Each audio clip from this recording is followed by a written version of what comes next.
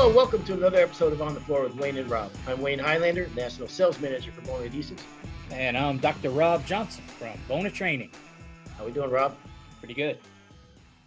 You ever in life, Rob, think that somebody's built something completely wrong? Like there's, well, I'll just get right to it. I think electrical panels are completely wrong the way that they've been built. I've never liked electrical panels. I think they're silly the way they've been constructed in homes. I think there's a way better way to do it. And I don't understand how everybody in the world doesn't know that. Go. I know people think that I was on mute or anything, but I'm telling you, there are some times when we do this show, I have no idea where you're coming from. Why would you build it? This is a pretty good one. Why would you build a 20? I think that there is nothing better than an electrical panel. How it distributes, how it takes it in from the house, distributes it correctly, wattage, voltage, everything perfect, 220, 110, and you have a problem with this. If I was the president of the United States, the first thing I would do is I would pass a law that all the electrical panels should be 4 times the size that they are. Why do you have to condense everything down to this small little area where you can barely get your hands in? You have all these wires on top of each other and everything. Why not make it 3 times the size? Tell me why I'm wrong. There's not room. There's no good reason not to have an electrical panel that you can actually get in and operate and have room. It doesn't take up that much more room. So you want a walk-in electric panel? No, doesn't take up too much room, but certainly bigger than they are. 3 times the size. I'll tell you something else that they make wrong. Wait, hold that thought. What have you been doing that you think electrical panels are too small? It's bugged me my whole career. It absolutely has. Every time I had to get in one and manipulate the wires and do all this different stuff in there, I thought, why do you have to make them so small for? I just don't see that it makes any sense to me. So anyhow. All right. If anybody has an answer to that, I'd like to know. There is no answer to that. There's got to be an answer to that. It's a random thought. I'll tell you something else I think they make completely wrong is toilet paper dispensers. Have you ever been in an airport and the toilet paper dispenser is loud and creaky as the toilet paper is coming out? It's none of that guy's business next to me how much toilet paper.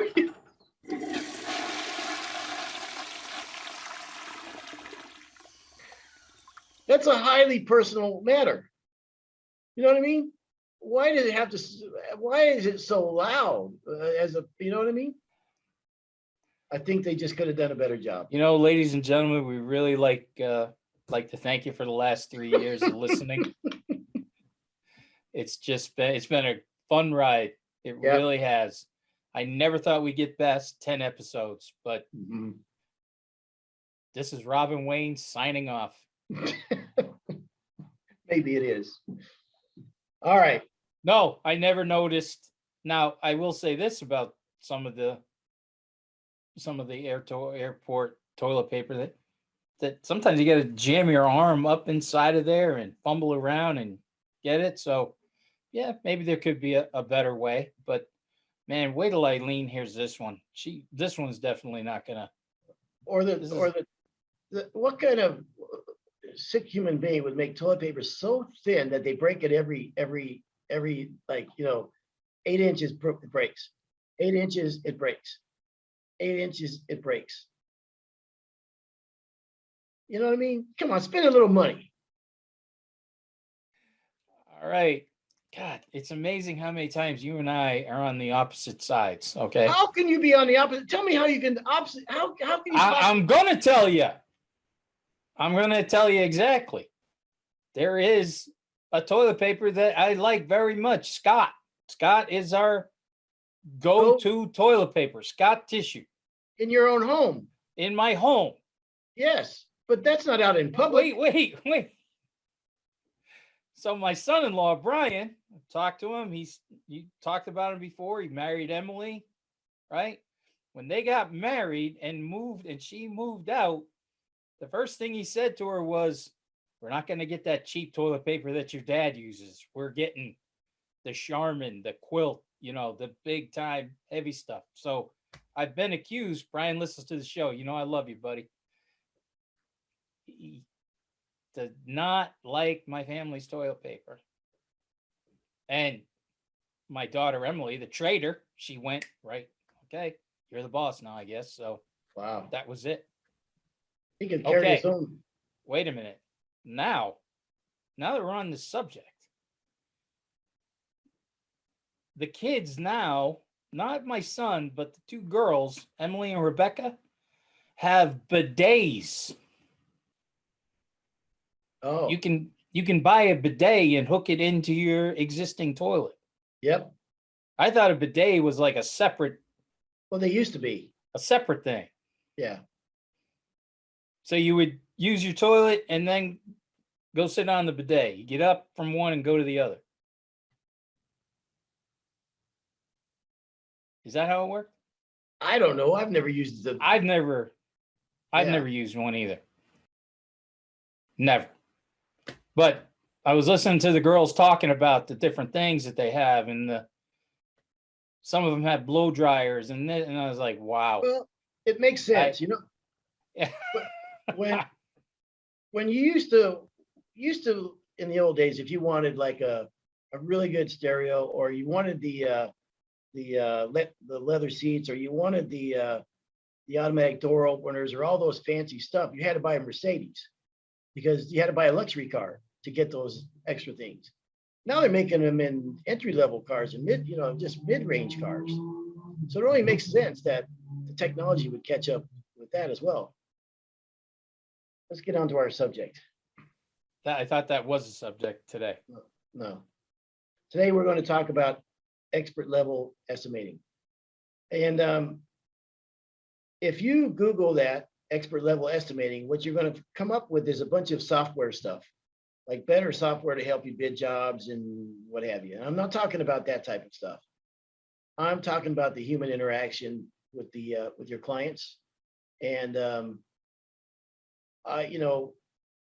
it makes me think sometimes, all right, so if you have a business and you want to make more money, you want to impress your clients more and what have you, you could either do more custom high-end stuff, spend time doing a lot of custom stuff like that, or maybe the best return on your investment is to really, really, really nail your presentation. You know what I mean? I think there's a lot to be said for that, because sometimes we think, oh, well, we're good at what we do. We don't really have to sell ourselves because, we got a good floor company. We know what we're doing and our reputation, whatever. So we don't really have to do that. But what if you had that reputation, but also you really, really, really sold it and upsell your business. Upsell. Yeah. So I mean, I think about this a lot because, and I think for some people, like you could join Toastmasters. I've talked about Toastmasters before, to really, really learn how to nail your presentation and practice your presentation to the clients, and to separate yourselves from the competition. And so I thought that might be good. I'm talking about the salesmanship when I talk about expert level estimating. I'm not talking about, any kind of software or what have you. And I'll give you a real quick example. I actually think you were with me. Maybe you were, maybe you weren't. I don't know. We were in a restaurant not too long ago, and as we were done with our meal, and the waitress gave us a check, when she brought me the bill, she touched me on the shoulder. Now, we all know that story, right? I mean, this study says if the waitress just does that simple act of touching on the shoulder, whatever, that they get a better tip. And that's true. I mean, I don't know if it's in my case, I pay everybody the same, pretty much. I give everybody the same tip. But that's a technique. I've never heard that one before. Oh, that's absolutely a fact. Yeah, if a waitress or waiter, probably mostly a waitress. Like, now that I think about it, touches you during the interaction, like puts her hand on your shoulder, says, hey, thank you very much, I appreciate it, whatever, just a quick boom, that their percentage of tips go up. Did you tip her more? I don't know. I'm a pretty good tipper. I maybe even to a fault, but so I wouldn't. I'm aware of that when it happened instantly, because whoever I was with, I said, "Hey, you see just what happened? Let me tell you why that happened." So I'm aware of that. So it doesn't, doesn't really affect me. I'm going to do what I'm going to do. But I think that's maybe psychologically it did. Who knows? So Why don't we tip fast food people? why should we? The people at Chick-fil-A are fantastic. Listen, you know what? I tip Dunkin' Donuts, Dunkin' Donut people. They got the cup out there. A $3 cup of coffee, I'll throw $1 in there. Why? And I thought, why? I don't mind tipping. Why don't we tip the fast food guys? They're not making a lot of money. They're still working. They're humping. See, I have a problem with what happened in society. I probably shouldn't even say this. Oh, here we go. But when you buy something, let's say at a donut store, it doesn't even have to be a chain donut, but a donut store, and they say, okay, it's 1865 or whatever, and then they turn the screen around to you to put your card in, and it says 15%, 18%, or 20%. I don't like that. Yeah, I don't. You know what I mean? And I'm a good tipper. I'm a generous guy, but I have a problem with that. So when you say we've tipped the fast food guy or whatever, I don't know, man. I probably shouldn't even talk about it, but that's the way I feel about it. I like having dollars all the time. Tip the car wash guy. I like tipping. Well, I like tipping too. And I don't understand why we don't tip, like, especially the people at like Chick-fil-A. I know it sounds like I'm doing a Chick-fil-A commercial, but my God, if they're not the most friendly damn people you've ever met in your life, holy crap. Yeah, they are, and I think they get more than most fast food places do. I think Chick-fil-A people, not that matters at all, but anyhow. Here's how good they are. I went to a Chick-fil-A in Philadelphia, Philly. And I could not believe, I was like, they must have, nothing against you Philly people, but they must have brought these people up from the South or something. But I know they were Philly people. Mm-hmm. Fantastic. Yep. And I love you Philly guys. You know that. But you did throw snowballs at Santa. I was just going to say the same thing. That's always going to be there. Okay. Yeah. Yeah. It's always going to be there. Yeah, it's hard to live that one down. Tough. Yeah. Yeah. They're going to throw snowballs at me the next time I'm around Philly. Yeah. I will say something else about this too, and I just wrote down my notes that I had. Is one of them is don't chase every job. Some jobs you don't want, and kind of learn what your niche is. I'll tell you one of my downfalls, and I know this about myself, is that my soft spot is old people, right? And I think back how many jobs I went on to bid that were old folks. I knew that going into it. I also knew they probably weren't going to be my customer. Pretty good chance they weren't going to be my customer. And rather than just, that's my valuable time. You know what I mean? Chasing jobs that may not be in our niche, whatever. I think if we can start eliminating, especially now in the economic times that we're living in now.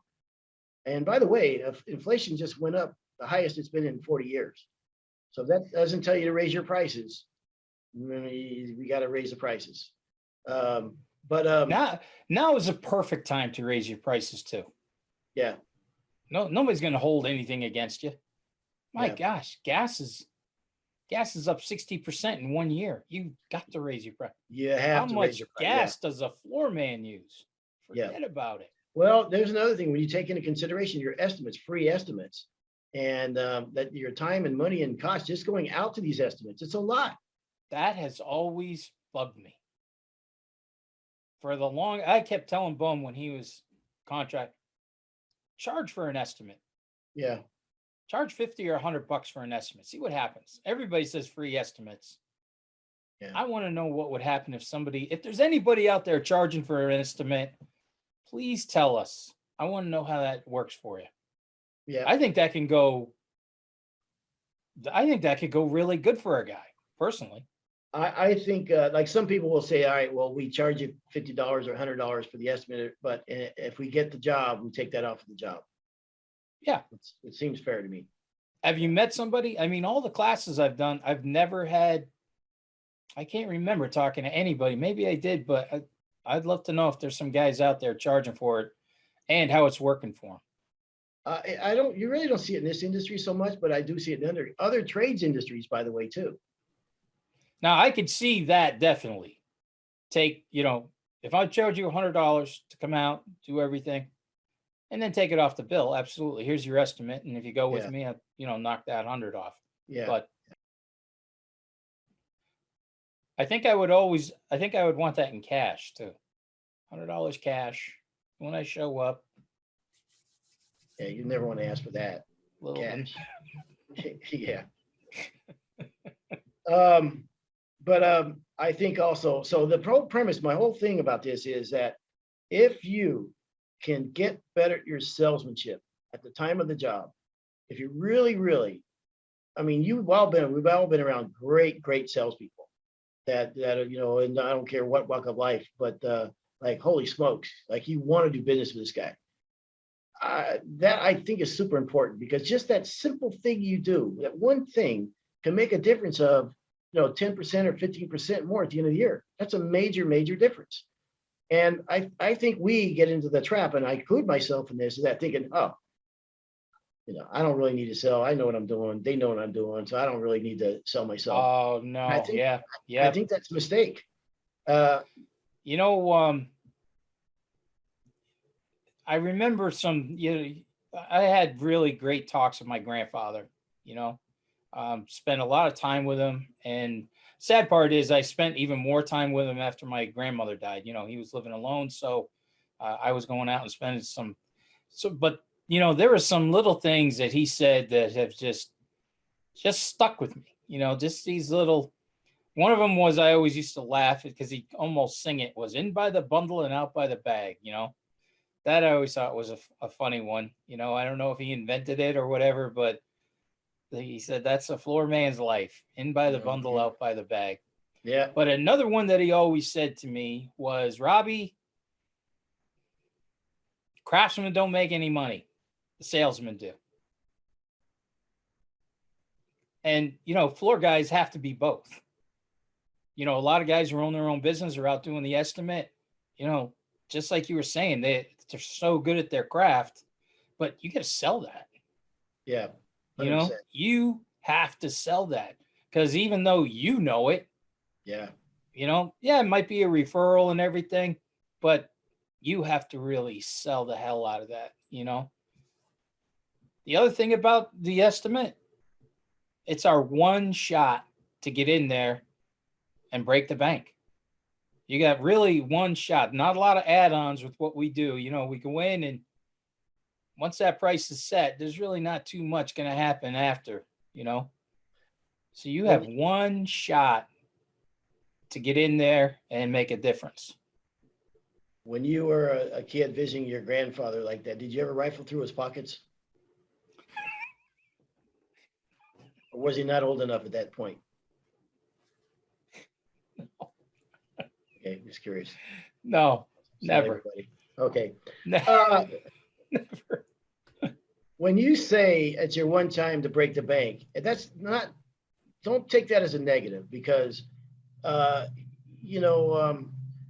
you're adding value. You know what I mean? And if you are separated, that's why I say also, don't be afraid to show off your qualifications when you're writing a proposal and you're talking to the clients. I really think that's important. I mean, listen, that stuff comes hard, man. These jobs that you've done, these things that you've done, these procedures that you do, there's a lot of hard work in that. And I think you have got to get that story across, and to separate yourself, especially when they start talking about price. You know what I mean? I mean, I think you really have to say, listen, man. I mean, well, not listen, man, but you have to go into that story of why you're the person. You're the only person they should hire, and that they'll after you live there, they'll dig a little deeper in their pockets and they'll pay because they recognize its value that you're selling. And I'm really a believer. I used to think that, oh, if we do more custom high-end work, we'll make more money and stuff. part of that story is true. But part of the story is, you know what? Maybe you didn't have to do all that if you because you're going to do this, you're going to do the same job regardless, right? I mean, most floor guys I know don't have a B, and C type of floor. You're going to go in there whether you're getting 250 a foot or you're getting $7 a foot. You're going to go in there and do the same thing. We can't help ourselves. Isn't that the craziest thing? Yeah, absolutely. A craftsman can't help himself. He's going to go in there and he's going to give it his best and whatever, because he's not trying to satisfy you, the homeowner. He's trying to satisfy him or her. Yeah. So you know, I think you really have to sell that, man. And I think sometimes, and like I said, I'm as guilty as anybody. So I think that's important. I wanted to write back when we were doing stuff on the phone book and everything. One year I told Pete, I go, how about this for the ad too?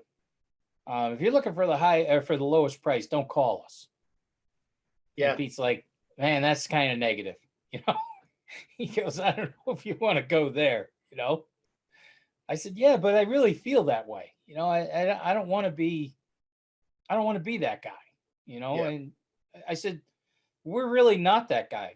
It's just you and I. So we don't have to be the lowest if it's just you and I. We don't, there are times where you gotta, if you got 4, 5, 6 crews, yeah, you got to be out there. You can't have 4, 5, 6 crews all doing high-end stuff. You got to get out there, pay bills, things like that. I get that, but I always wanted to say that too. If you're looking for the lowest price, I'm not your guy. Because like you said, I remember going and looking at jobs sometime, and remember this one guy, he had like 40 apartments, and they were all for college kids, rentals, that kind of thing. And he's like, I just need quickies, quick jobs, kind of. And I remember thinking about it that night. I'm like, I don't. What step am I gonna cut out? Yeah. Yes. I'm not gonna 50 it. I'm gonna jump from 36 to 80 and 2 coats of poly and not buff. I can't. Let me tell you something. If there's one thing I know, is the minute you cut out that step, you're going to get called on it. All that discussion about prices will go away. Now they see what they see. So I think that's super important. And like I said, four guys we can't help ourselves. We're going to do what we're going to do. So you have to charge for it. And I think there's things you have to prepare yourself for. Is the question about price. If you stumble when someone says, hey, well, this guy's, he's $1 square foot cheaper than you. If you stumble on a response to that, then I think you need to work on your presentation more. You should know it's coming, and you should be able to listen. I expect we are, and honestly, I'm surprised it's only $1, because here's what you get for that $1, and boom, boom, boom, boom, boom. I think the next thing you have to be ready for is hey, can you do any better on the price? Can you give us a discount or whatever? I think that has to be automatic to you, because you have to show confidence. And I'm not saying these are ploys. They're not ploys. You know what I mean? Because you deserve that, and you're adding value and you're adding quality. But sometimes and I put myself in that same boat. I've been there many times when I've left that thinking, I left money on the table on this one, or I didn't have I know I'm better than, I know I will kill this job for this guy. I have no doubt, but I don't know if it came across to him that that's going to be the case. And even if I am good and I know I'm good or whatever, and I know this guy is going to get everything I got, will he understand that out of that interaction that we just had? And oftentimes, no. You know what I mean? So I think that can set you apart from a whole lot of people. And I think for a long time I was kind of almost arrogant about it. That I knew I was good, and I put that in my mind. I could no part of this job scares me. I'm going to kill this job, but I know that I didn't get that across to the other guy. That you know what I mean. There was nothing that really separated me from the other guy that maybe bid in that job. I said, don't get me wrong. I said the usual stuff. We use quality products. We blah, blah, blah. We do this. And every 4 guys that come in there and bid that same job said the same damn thing as I did. So what is going to separate you from those other guys? And I remember to this day, I remember my father-in-law asking me those same questions. Why would I hire you?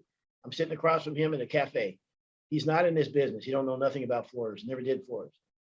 And when he said, why would I hire you? And he took me by surprise. He was my father-in-law. And he wasn't having me do a floor. He just asked me as a business owner, why would I hire you? And I said, well, yeah, we use great products and we're good at what we do. He goes, okay, you're boring me. Why would I hire you? And I said, well, we do. We use. He goes, yeah, well, everybody uses good products. So tell me why I would hire you. I said, well, we have insurance and blah blah blah. He goes, yeah, everybody's got insurance. And then I was mad at him, like, why are you doing this to me? You know? Right. Finally, he goes, listen, you're just a number. If you can't tell me why I should hire you, then I'm looking at the price. And as he, bam, I was like blown away by that. It was a great lesson for me, personally. For me, that was a great lesson. So, You know, I had a guy say that to me back when I was in sport. Brunswick, New Jersey school system, huge school system. And it was Bona Sport, and we were up against Hilliard, you know. And I'm sitting across from two of the major guys from the school system and one that was head of building and ground. So, and I had another guy with me who was the distributor, you know, and we're going back and forth, and they're like, Hilliard's, Hilliard's product has this, and our product has this, and it's going, you know. And the guy looks right at me. The head guy looks right at me. I can't believe you just said that. He looks right at me and he goes, well, you both got great products. Why should I hire you? You know, why your stuff over Hilliard? I said, because Hilliard doesn't have me. mm-hmm. There's no Rob Johnson at Hilliard. I'm going to come in here and train every one of your guys. Your floors will never look better, ever. Because Hilliard doesn't have a guy like me out there. The guy laughed his ass off. We got the job. And when I'm walking out with the sales guy from the distributor, he's like, holy crap, that was awesome. I go, yeah. Isn't it? Once in a while, it feels good, doesn't it? You get a really good, solid win. And when you said, why should I hire you? Because you're not hiring my company. You're hiring me. I'm the one who's going to be doing these floors. Interesting point that you just said right there. And that can be a trap to growing, because there's that one book I read. I can't remember it. I've talked about it before in here, but when you become the guy at the company that they know that Rob's going to come and do my floors, and you got to talk to Rob, he's going to be the one doing your floors, and Rob's the guy, Rob, how can you grow? Because they're always expecting Rob, and you might be sending Mike out to the job, or Brian or Bill. You know what I'm saying? Yeah. So that in itself can cause another creative, almost a trap or a Pandora's box. So it's almost smart to take yourself out of the equation sometimes. If you're not doing the work and doing the estimating, and focus on the guys. And I think I've seen people do this before. It's really neat where they say, look, here's my guys. I want to show you, here's a bio on every one of them. Here's Brian. He's married. He's a baseball coach. He's got 2 kids. His hobbies is hiking. Show that he's a member of the community and stuff. So, and we'll go quick. Good idea. That's a good idea. Yeah, we're kind of running out of time. So I just want to touch on this one too. This is right down your alley. Everybody's faced with a labor shortage. It's hard to get guys and what have you. So when I hear to me that this is February now, that we're booked out to August, it's okay to lose jobs. You know what I mean? And hold your price. I'd rather lose jobs and hold my price and be booked out a month and a half than booked out 3 months. So, and believe me, and for our listeners, this is only my opinion. This is only Rob's opinion, and we certainly respect it. There's a lot of different ways of thinking about business that way more successful people than us, certainly more than Rob, will be able to say.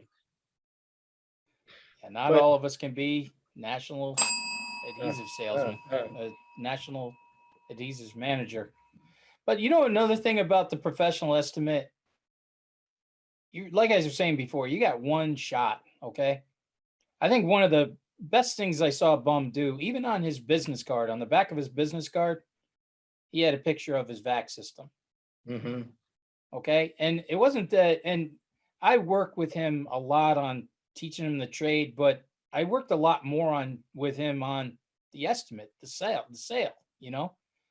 We only know how to do floors one way, especially him. He's crazy the other way. You know what I mean? He's like you, very meticulous. So that's the easy part for him. Now you gotta try and sell that. So I said you need to be really specific with everything too, not just like, yeah, I use traffic, it's I use traffic HD.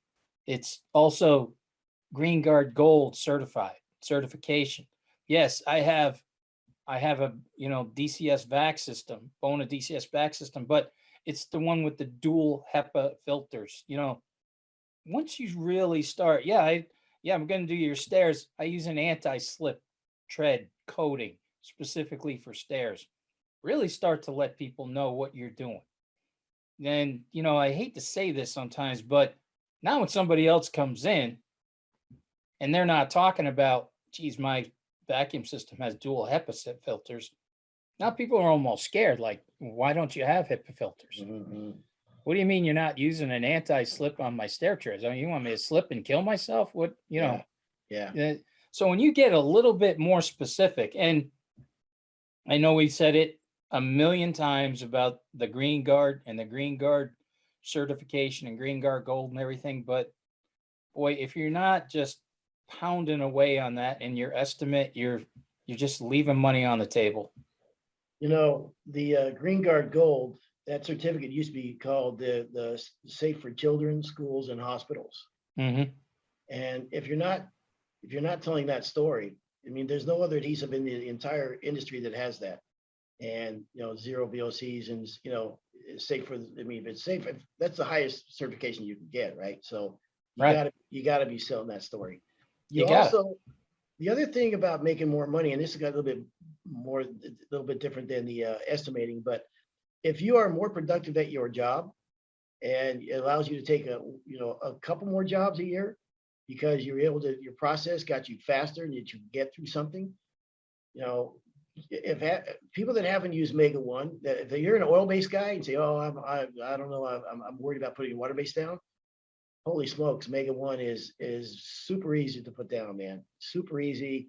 And if it saves you a day on a job and you got 52 weeks in a year, I mean, if you look at the return on investment for that, and by the way, you can get to any of our regional training centers and have a Bona guy go over with you. You can practice and screw up any of our panels you want.